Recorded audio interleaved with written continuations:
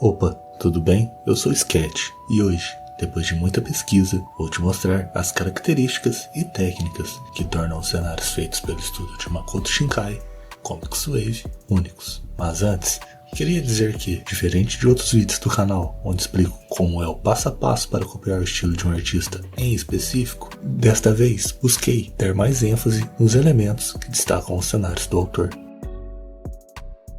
Para criar os cenários, o autor utiliza de referências da vida real como base para o seu desenho final. A maneira mais conhecida que ele adquire estas referências é através da fotografia, que também podem ser combinadas para criar cenários inexistentes. Além disso, desde seus primeiros filmes, diversos de seus cenários foram feitos com a utilização de modelos 3D, como é o caso das cenas que se passam na escola, no início do filme 5 cm por segundo. E, em alguns de seus filmes mais novos, como este daqui, também foi usado o Google Earth Pro, um software que permite uma representação fiel de cidades reais em modelos 3D, o que permitiu ao estúdio ter referências de locais através de uma visão aérea da cidade. Essa etapa só é utilizada quando a referência original é uma foto. Como o material de onde peguei essas informações é um pouco antigo, talvez seja um procedimento que não é mais utilizado no estúdio, mas, por retratar bem como é o processo de transformar uma foto em um cenário de anime, decidi mostrá-la no vídeo. Primeiro, com a imagem de referência em mãos, vamos tratar a imagem através de filtros para deixar a fotografia em um estilo mais próximo a de um anime, e também ajustar o clima geral desejado para a cena.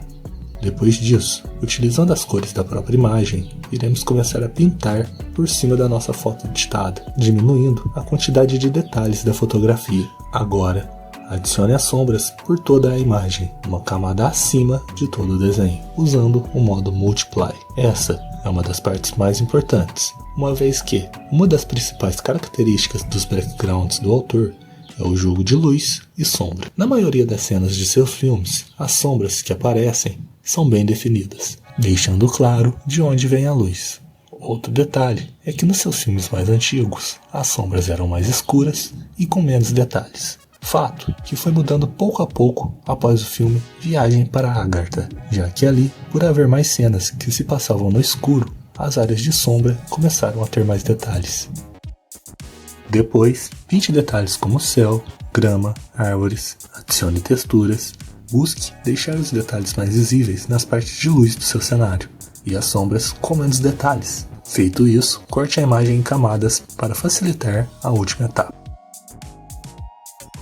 Por último, adicione os efeitos característicos do autor, como o que você irá utilizar. A depender da mensagem que quer passar na sua ilustração, listei alguns efeitos e também características que, na minha opinião, acredito ser o que diferencia o cenário do estúdio para o de outros backgrounds de anime.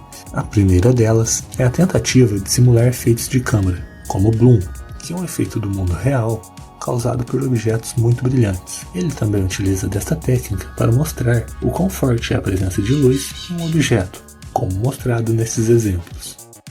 Flares, que acontece quando uma luz bate diretamente no sensor da câmera, causando algumas manchas e reflexos. Efeitos de blur, para simular o desfoque da câmera em um ponto específico, e também útil para separar o background dos elementos que estão à frente da cena. Luz volumétrica, também conhecidos como os raios de Deus, que é um efeito o qual feixes de luz ficam visíveis devido à presença de uma névoa ou poeira no ar.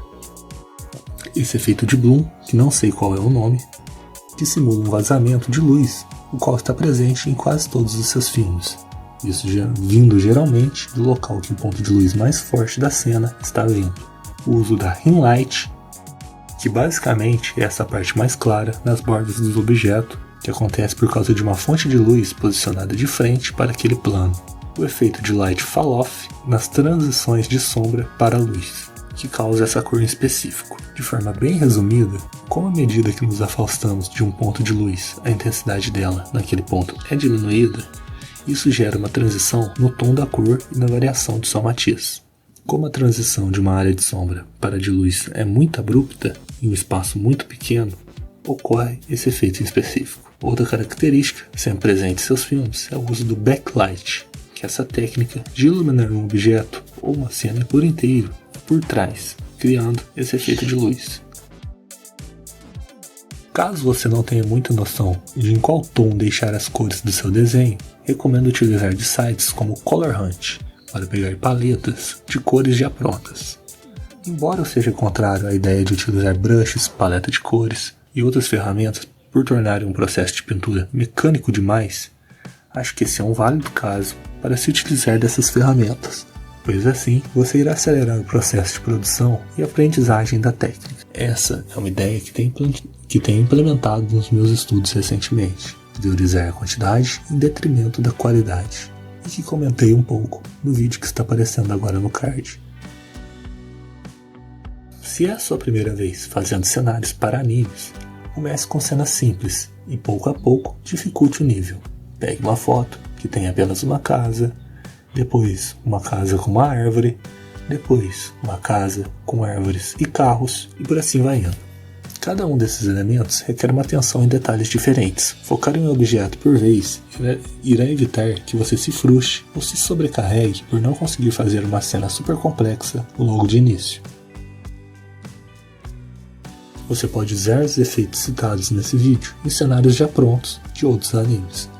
Pegue uma imagem de anime que tenha um estilo mais próximo ao realista e tente adicionar efeitos como ring light, luz volumétrica ou desfoque de câmera, com o objetivo de deixar parecido com alguma cena de um filme do Makoto Shinkai. Isso acaba sendo um bom exercício para você compreender mais ainda sobre o estilo do autor, e também para descobrir seus próprios gostos pessoais sobre cada técnica. Esse foi o vídeo sobre as características principais do cenário de Makoto Shinkai, além de um breve passo a passo de como ele supostamente faz seus cenários. Se você gostou do vídeo, deixa o like, e se tem alguma sugestão, comenta aí. Nos vemos em breve e até a próxima.